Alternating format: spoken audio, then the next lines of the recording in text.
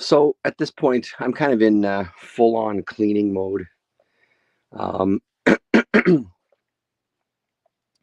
Tackling those shelves was very satisfying. I sat and did some reading, watched a bit of the Avengers. I think I'm on what, series 5 from late 60s, I guess, and figured, hey, let's tackle some more and clean some more. I'm sure there's dust bunnies galore. I've cleaned up most of it before I turned on the camera to kind of save myself from complete embarrassment. Let's see if I can do something with this light here. Why don't we do this? This.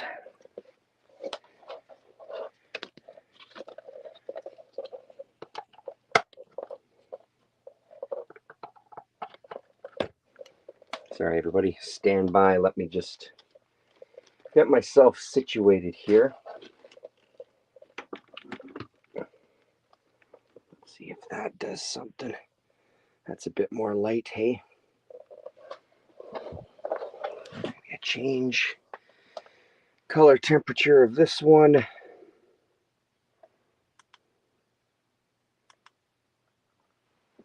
There we go. Okay.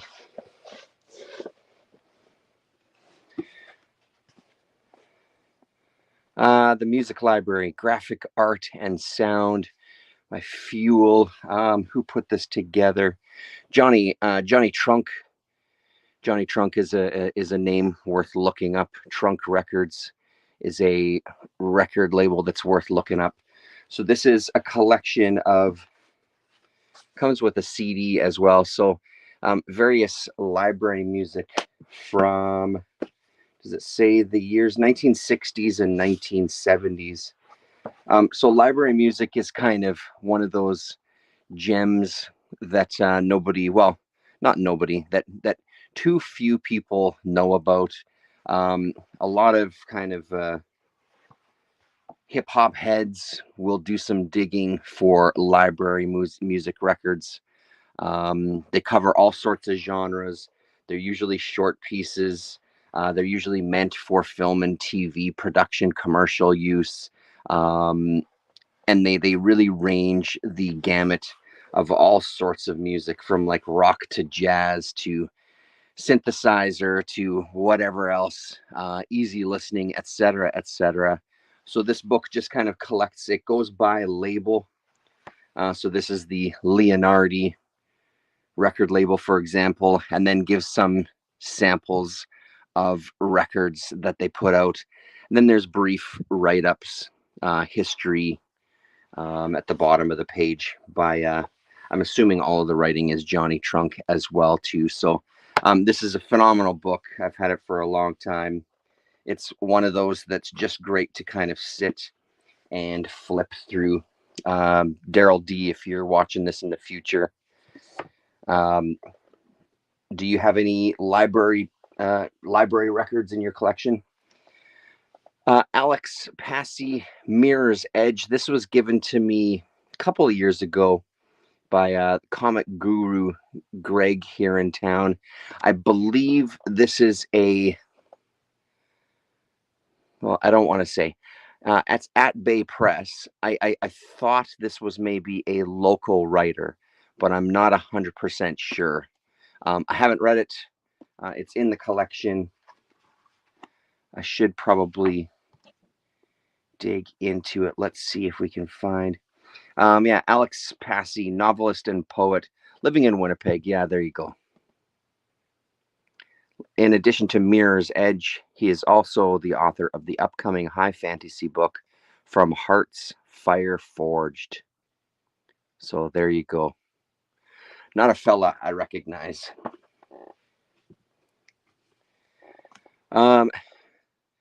Secret Lives of Great Filmmakers, Cecil B. DeMille. This is Robert Schnackenberg, and the artist's name is now going to, I'm going to completely blank on. He did a bunch of work with Bougie as well. for Cinema Sewer. Let's see here.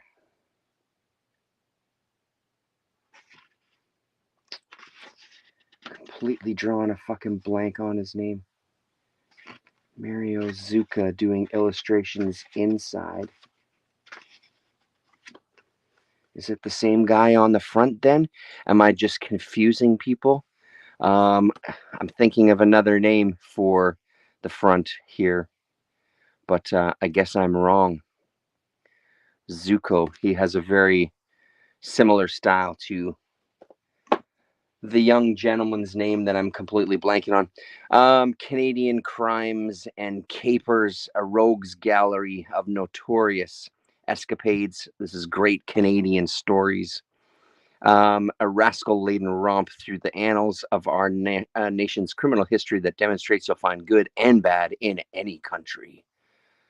So yeah, I love getting kind of Canada-specific stuff, and if I can, Winnipeg-specific is even better. Excuse me. The Art of Noise, Destruction of Music by Futurist Machines. So I think this is a collection of the futurist manifestos when it came to the creation of this noise music, or the noise of the proletariat, or the noise of the working class, the sounds of the working class invading the upper class in the form of this crazy ass music. So a really nice collection of I think it's essays and manifestos. David Simon, Homicide. I love David Simon, even though I'm not a big fan of his spouting his horseshit opinions on social media, but that's why you avoid that sort of thing. I do like his stuff though. Homicide, I think, is a great show. The Wire is a fucking incredible show, and I sound like an old man when I say stuff like that, but I just think it's true. Up until that point, there was stuff that was kind of analyzing crime and policing in a deeper way for sure, but I don't think anything kind of did it the way The Wire did, and kind of unraveled the whole system and how everything feeds everything. And it's an incredibly done show, but Homicide is goddamn good too. Um, I feel like he had an announcement recently, something to do with Homicide. Were they doing a graphic novel based on Homicide? I don't remember. And man, these shelves are dirty. The bottoms of these books are filthy. Best American Noir of the Century, edited by James Elroy and Otto Penzler. A bunch of shorter stories by a whole. Oh, Nocturnal Misso, how are you? Dig the red shelves. Yeah, thank you very much. These are the ones that are right beside me when I'm usually sitting here at my little table, staring into the computer, having chats. This is the shelf that's just to the right of me. Duchamp is my lawyer. The polemics, pragmatics, and poetics of Ubu Web by Kenneth Goldsmith. I had heard a interview with this guy, and he was talking about his book. I don't remember what the podcast was, or if it was on CBC even. I'm not really sure, but it sounded fascinating. So I grabbed this. Ubu Web, still around, where you can kind of download all sorts of things, and we'll just leave it at that. Um, Writing the Killer Treatment. Oh, library book. This is one that, yeah, this is the one. When I was in Ontario, um, going to that film school for a year, it was a year course. Total waste of fucking money. I honestly, for real, kind of regret spending the money on it, especially considering how easy it was to get into the film industry without that bullshit. There was good parts to it for sure. So in the screenwriting course, this was kind of like the Bible. Michael Halperin, writing the Killer Treatment, selling your story without a script. So I think this was one of the Bibles. There was another book too, I think, screenwriting specifically. I don't know if I still have it anymore. I've got books in storage bins and things, so it might be something. Disgusting Bliss, The Brass Eye of Chris Morris. Chris Morris, one of the all-time fucking greats. If you don't know Chris Morris, do yourself a favor. The stuff he did with Armando Iannucci is incredible. But the movies he did on his own, like Four Lions is an amazing movie.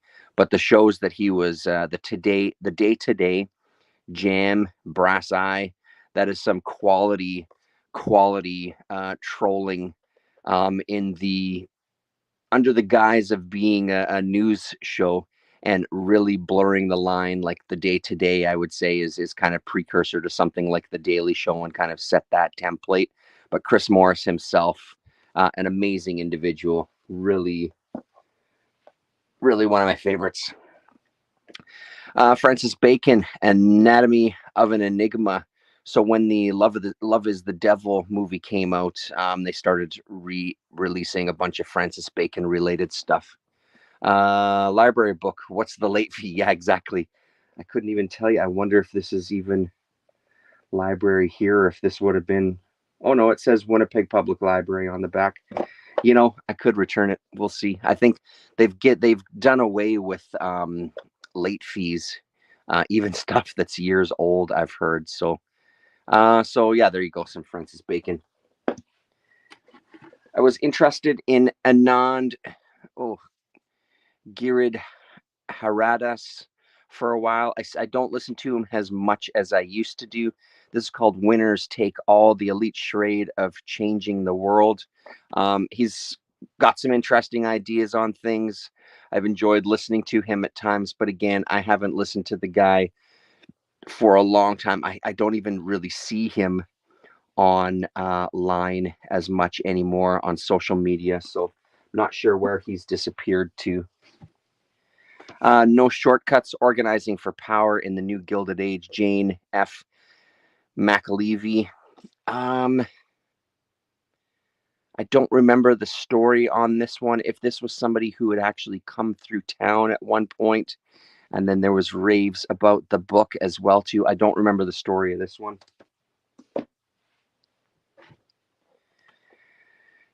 Eaten Alive. This has got to be, no, it's not Fab Press. It's Plexus. The history, Italian cannibal and zombie movies. So the history of all the graphic insanity that the Italians did when it came to cannibal movies and zombie flicks. Let's see if there's some grotesque photos from inside here.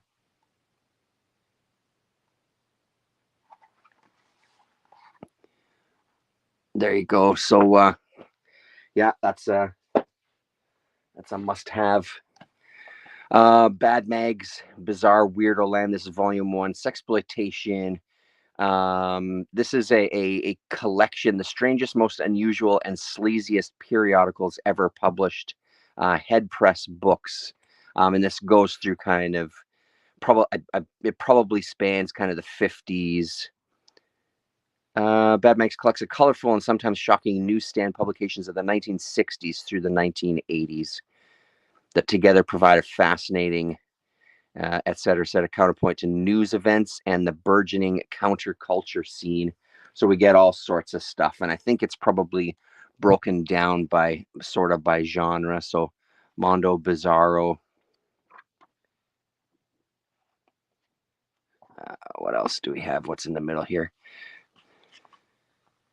Custom Culture. Oh, so maybe I did buy this in Winnipeg. Sexploitation Film Slicks. Get some, of course, full color posters and all sorts of naughtiness. One Percenters, Ed Wood, etc., etc. So good stuff there. This is great. Winnipegger, Caleb Vattensnell. They came from within. This is a history of Canadian horror cinema. And again, I'd very much recommend this book. Really, really great look at all sorts of Canadian films. He also did a book called Kino Delirium, the films of Guy Madden, who's also a Winnipegger. But this is pretty great. From kind of all sorts of things, the beginnings, The Mask being one of the most infamous. But then going to, like, your usuals, there you go. There's a still from The Mask, the Cronenbergs, etc. But then a lot of lesser known stuff, and I think stuff that went straight to TV. So yeah, there you go. And then of course a section with some full color poster art inside as well. Stacked decks, the art and history of the erotic playing cards. Pretty self-explanatory. Probably some Betty Page in here somewhere too, I'm sure. But yeah, there you go. Just samples of old dirty playing cards. 1940 even.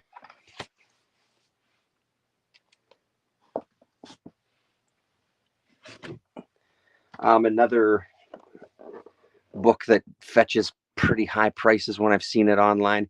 This is Images by David Lynch, and this is a collection of kind of his art. Hyperion is the book. It's his photography, it's his painting, it's sculptures. I think that about covers it. Yeah. Painting and illustration and things too. So get a nice sample, and then the year, a little bit of information about it. I think there's probably a little write-up at the front. Some stills from his movies, of course, at the front. Let's get to the table of contents here. Oh, okay. So it does talk about his movies for a section here. And then images, paintings, and drawings.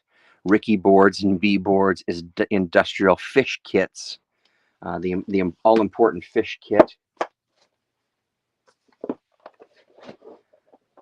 This was a preview kind of copy of Sleazoid Express that I got right from Bill Landis. Did he sign the inside? Yeah, he did. Sleazy Does It, 2006. So this was before it went to print. He was offering these versions as well too that were just the text of the book. So that's cool to have. A little basic kind of thing stitched together there. Is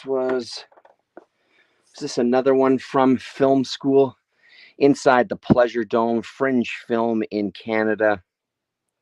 Mike Holbroom with a foreword by Adam Egoyan.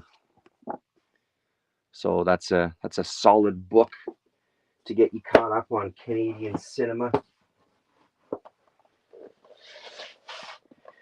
Shift myself around here. So this shouldn't be here. I actually sold this game. I had a box filled with some Car Wars, and did I sell it or did I trade it away?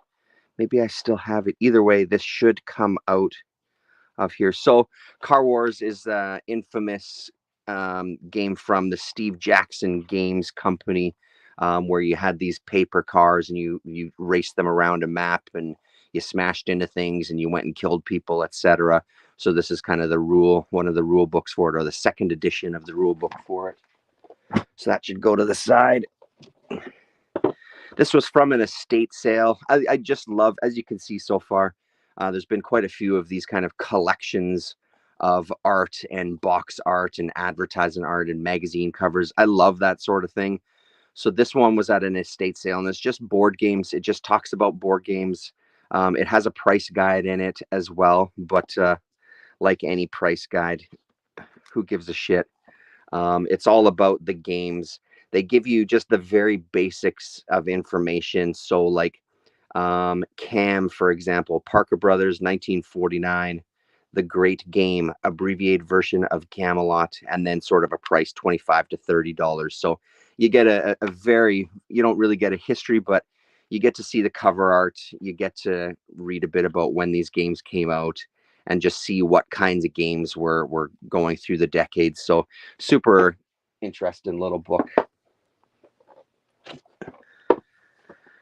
Grindhouse, The Forbidden World of Adults Only Cinema. I love exploitation film. I love sexploitation film. Gee, what a shock.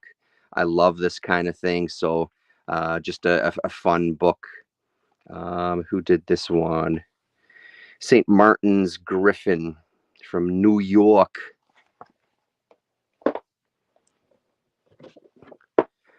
The research series of books is pretty infamous. This is the Incredibly Strange Films, and again, there's the mask on the front cover there. We saw that image in the Caleb Van Snell. So this is number 10 of this series.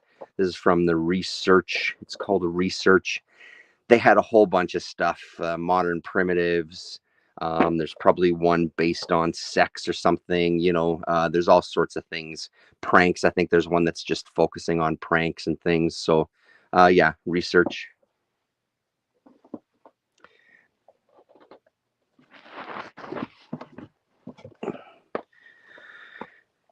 Troy Howarth, The Haunted World of Mario Bava. I love Mario Bava. I don't think I've seen everything that he's done, but I've seen a nice chunk of it. Enough of a chunk to know that he's one of my favorites. The way he used color in a lot of his movies, is pretty iconic, and especially at this time, it's he really set a tone for these horror movies of that era. I think, yeah. If you don't know any Mario Bava, do yourself a favor. This is also Troy Howarth. This is So Deadly, So Perverse.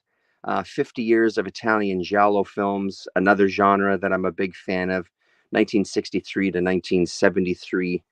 And it is what it says. It just focuses on the giallo movies, which is kind of the the Italian crime movies, sort of crime mystery slash religion slash slasher slash, you know what I mean? All sorts of stuff. The giallo, it was yellow. The books that a lot of the movie, or that not a lot, sorry, that some of the movies were based on, were these kind of pulp sleazy books, and they all had yellow covers. So the films ended up being called giallo to reflect that. John McCarty, The Sleaze Merchants: Adventures in Exploitation Filmmaking. Pretty obvious why that book is in here. St. Martin's Griffin again. And finally, a book that I've had for a goddamn long time. Henry Rollins, Get in the Van, On the Road with Black Flag. A great book. I was a big Henry Rollins fan for quite a few years. Saw him live a couple of times doing spoken word. This is a fantastic book. One of the infamous passages in here for us is obviously when he talks about stopping in Winnipeg, him fucking hating it. I think a bunch of their shit got stolen while they were here. All sounds about right. They froze their asses off. I don't think it's a big section in the book that he talks about Winnipeg, but it's more than enough to give you the idea that he fucking hated it. So moving up to the next shelf, we'll just do these two. I'm gonna slide you over a bit. Don't be alarmed. Reposition myself here. A couple more film books here. We may as well get those out of the way. Experimental Cinema: A 50-Year Evolution. Just as it describes, it's all about experimental and kind of newer movies that were pushing the boundaries. I think it looks like from the 20s to the 60s. One I've had for a long time. Some nice stills in the middle. I think they probably have let's see.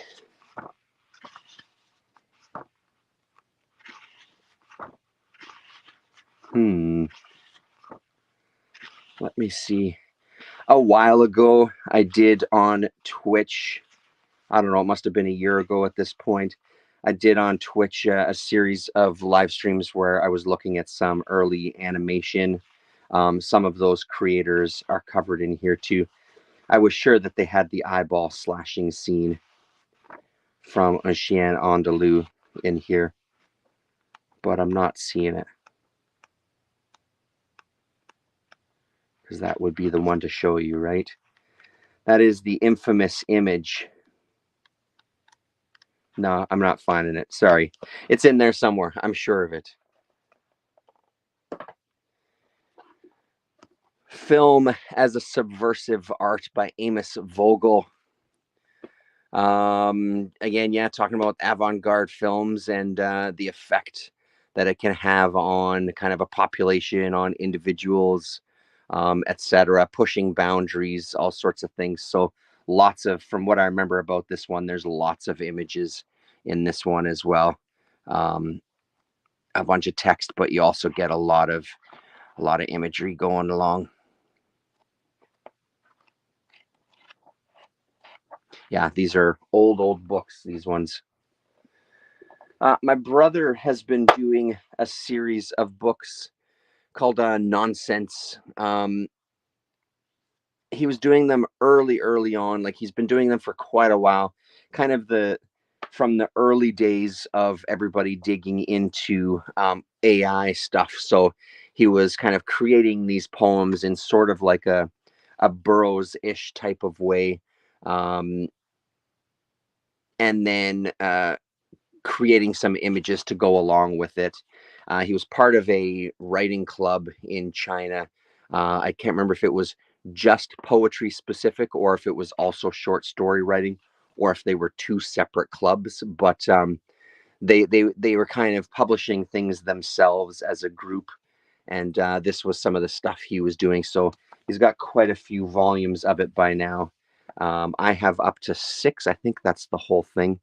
And then what he also did was he ended up putting some stuff together in a bigger book, making sense from nonsense. So I think this just collects all of the stuff that he's done up to this point, using some AI for the art and also for some of the text. So yeah, there you go.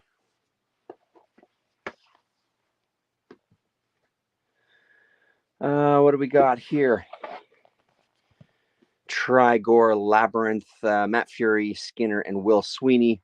This is the flip book. This is dedicated to Charles Burns and Gary Panter, where you can kind of create different creatures by flipping the pages. I love Sweeney. I really enjoy Skinner's stuff. Matt Fury, I'm not as familiar with his actual comics. Obviously, I know who Matt Fury is. Fairly infamous by this point, I would say. So I had to pick that sucker up. We got some Ted McKeever here. These are the Shadowline Image books. This is book 3, Metropole. It's the complete series plus the, 3-issue miniseries, the follow-up Metropole AD, all collected in this. The books themselves are kind of small. I wish they were kind of regular graphic novel size. I have all these in single issues as well, but as I've said a million times, and now I'll say for the 1,000,001th time, I love Ted McKeever, so I don't mind getting his shit multiple times, especially that early stuff. So the rest of these are that. So this is Eddie Current.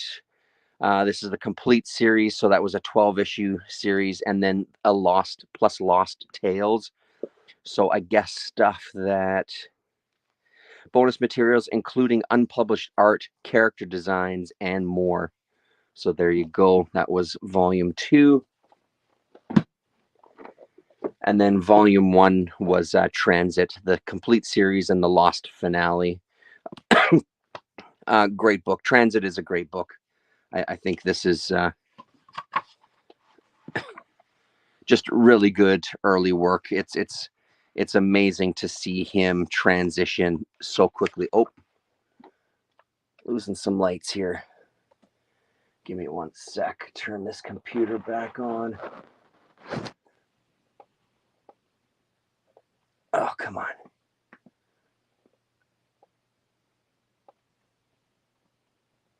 There we go. Sorry about that. So a nice transition from his early artwork, and you see him develop pretty fast. So Transit, Joseph Wadick, Comic Books as History, The Narrative Art of Jack Jackson, Art Spiegelman, and Harvey Pekar. I'm pretty sure this is something I bought online. I'd heard about it when I was looking up stuff by Jack Jackson, just kind of looking up his name and getting checklists of things. This came up in those searches, I'm pretty sure. So the Richard Starks Parker series from Mr. Darwin Cook. The 4 books. I've got the Martini edition upstairs, not down here, because that book is too beautiful to keep on a shelf downstairs. That's a book that I think we probably all do this if you have multiple spots for your library. You try to put kind of the cream of the crop maybe in a spot where you're going to have potentially more visitors who are browsing shelves, so you can disguise the fact that you're just a filthy, smutty fiend with your dirty comics in the basement. You can pretend you're all intellectual and shit. Slow Death Zero. I think this came out 2022. Did this come out in 2022? 2020. Sorry, first printing January 2021. So I was off. So there you go. Slow Death Zero.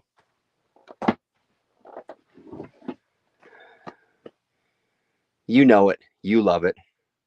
Shout out to Colin Blanchett. Cinerama. I'm sure I've talked about this a number of times over the years. Again, one of my favorite books. Sleaze Sex Paperbacks of the 60s. Amazing, amazing shit in this book. Such great covers, and good to hear about that time a little bit, have a little bit of history. Charles Forsman, Revenger, Volume 1, Children of the Damned. I really dug this book. I like the little bit of Charles Forsman that I've read. This one is pretty great. Again, been a long time since I've read it, but I really remember digging it. So there you go.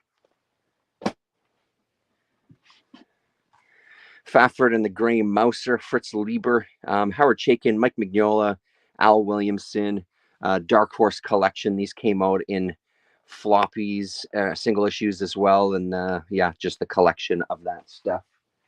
Usagi Yojimbo. This is book number 1 of the collected Usagi, which I should keep out actually, because yeah, I see I haven't finished it. I'm most of the way through, but I still have a little bit more to go. I'm kind of in the mood for some Usagi. I read a Usagi this evening actually. One I found this afternoon I was going to pick up. I'd found issue 2, 3, and 4 of The Girl Who Would Be Death.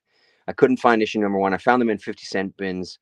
So this afternoon I went to cover because I figured he would have the first one. Lo and behold, he did. So I read this miniseries tonight. Really, really good. You'll hear about it on Sunday. And while I was there, I just kind of poked around for a couple of other things.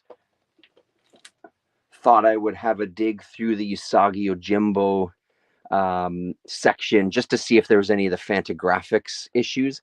He didn't actually have very much, to be honest, but I did grab this one. This is the 30th anniversary. This is volume 4, I guess, from 2019 of Usagi. This is issue number 6. So apparently the story with this one is it is the first story that he did in Albedo. It's added to and changed and expanded on for this issue. So I thought that was that's what it says at the back of this. I didn't know it when I bought it. That's an added bonus. I bought it because, that cover homage. It was cheap and I wanted to just have an issue of Usagi. So long story, but there you have it. Street Angel, The Deadliest Girl Alive by Jim Rugg. There you go. One of the kayfabe guys.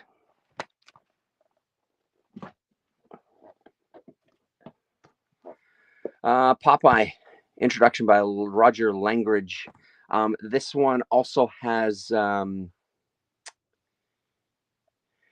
this issue have, what's his nose?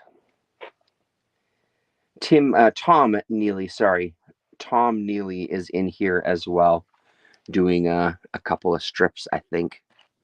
So yeah, pretty good little collection. IDW had been putting out some single issues of modern Popeye stuff. The duo, Brubaker and Phillips, Pulp, Bad Weekend, My Heroes Have Always Been Junkies, and then there's Cruel Summer over there as well too, which we'll see in a second. But before we see that, this is the book I was looking for earlier when we were finishing off that other shelf. This one was my Bible for a little while.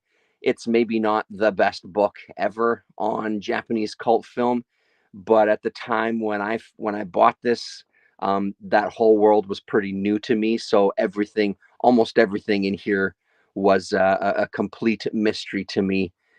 So I referred to this thing often. And what's in here? Oh, hey, there you go. Kitchener-Waterloo, Yellow Pages, Oriental Taste.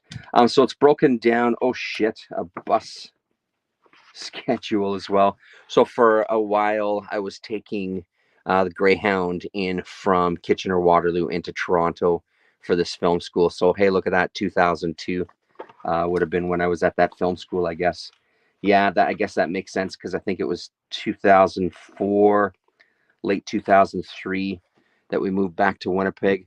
So it's broken into sections: Giant Monsters, Sonny Chiba, Shogun Assassin, Horror, Takashi Miike gets a section, Yakuza, Kinji Fukusako, Band Movies, Pink and Violent,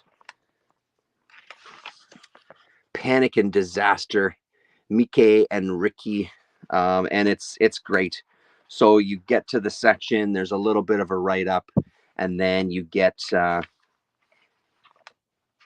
see here, find a page, Horror. You get a write-up, and then here you go.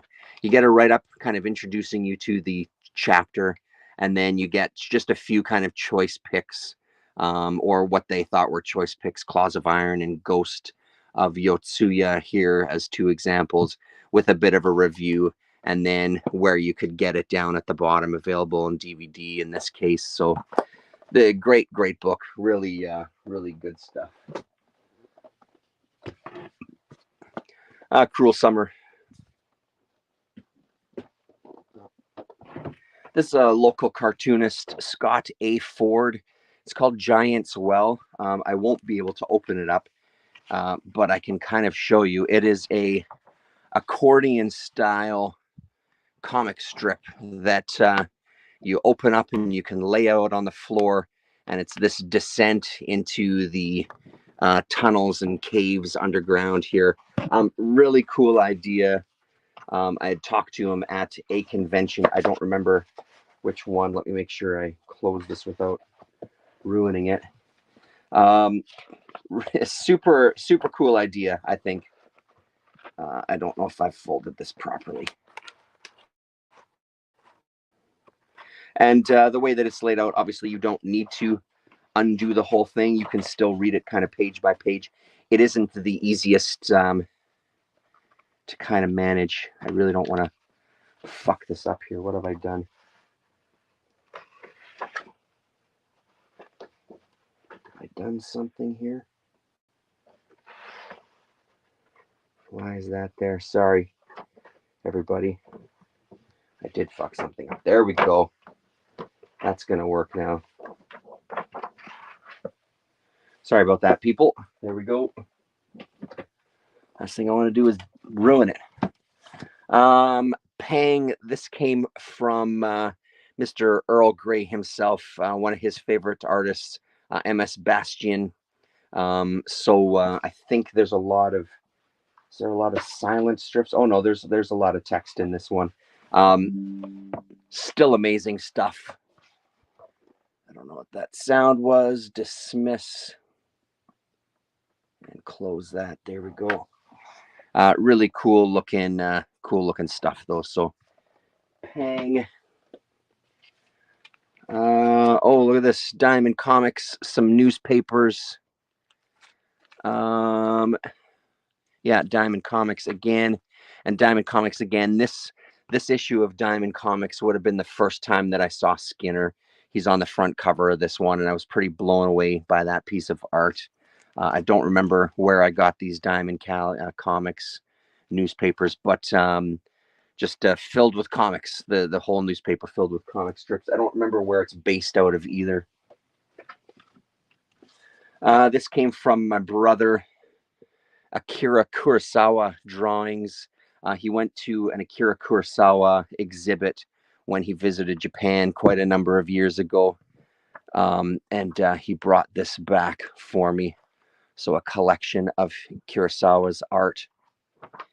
He also went to the Miyazaki Museum and had some cool photos and got a Totoro for Jaden. It's now in Lillian's room. But yeah, so very, very nice. Japan is one of those trips I'd love to make it there someday. Don't know if that's ever going to happen, but you can dream. Some glasses cases. Great. That's spectacularly non-useful. Peanuts every Sunday. I didn't collect a lot of these. There was the daily strips that were collected by Fantagraphics. I love 1952 to 1955. This is a really great size. I think they did a couple of more volumes of this one. I've never picked up any of those. I don't really have a desire to, because I feel like once I start going down that road, my whole bookshelf will be filled with Peanuts stuff. But I can't open this one up. Trust me, it's beautiful.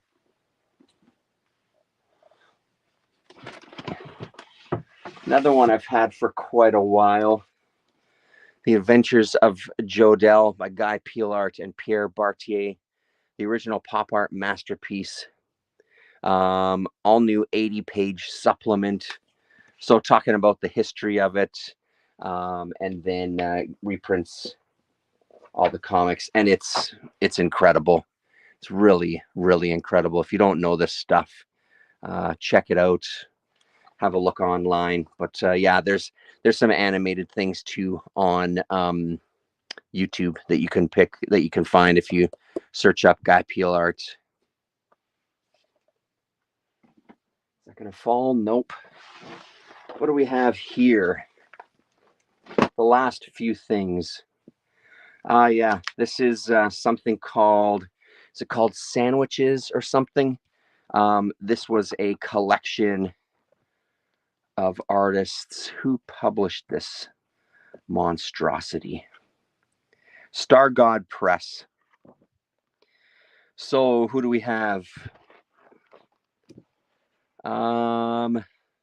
William Cardini is in here. Josh Baer's in here. Mark J. Palm.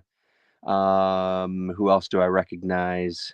Derek Ballard, Pete Toms, Anna Hayfish. Who else? Jordan Spear, Bastard Graphics, Jason Fisher, Ben Jacks, Alex Schubert, Michael Olivo, John Vaughn, August Lip, White Swallows, Brad Rollhoff. So just a collection of one-pagers. The premise being sandwiches for everybody. Yeah. Don't remember how I got turned on to this. Probably being a big fan. There's the Josh Baer there. I'm a big fan of William Cardini. Have been for a long time. There he is there on this page over here. So probably through him. There was also a time there where I was trying to get anything I could by Derek Ballard as well. He wasn't doing very much, so it was good to kind of have that. This is fucking rub the fucking blood, dude. So this is our man Bald Eagles, Victor Cairo on the front cover with a fucking incredible piece of art, as always. The guy's an absolute monster. He's got some stuff available at Domino Books right now. But yeah, there's a whole bunch of contributors to here. Probably a lot of the same contributors we just saw in that other thing. Josh Baer, I'm sure, is in there as well. A single issue of Sojourn. I think this was put together by a few people that were at the Kubert School, including Bissett, I think, right? So it folds out. It's enormous when you unfold it. So again, I won't do it here in this space, but yeah, the only time I've ever seen this in person, I snatched it up from a convention. And this one is not one but two copies of the Collected Adventures of Harold Head. One has a $1.50 price tag on it, and the other has a $1.75. So two different printings. It's kind of Marvel Treasury size, like the Treasury magazines, probably a bit bigger, actually, probably a bit wider. But this is great stuff to see. Some Ran Holmes at this size is pretty fucking phenomenal. So that looks like that's it for this shelf. I'm going to get to cleaning. Thanks very much. Later.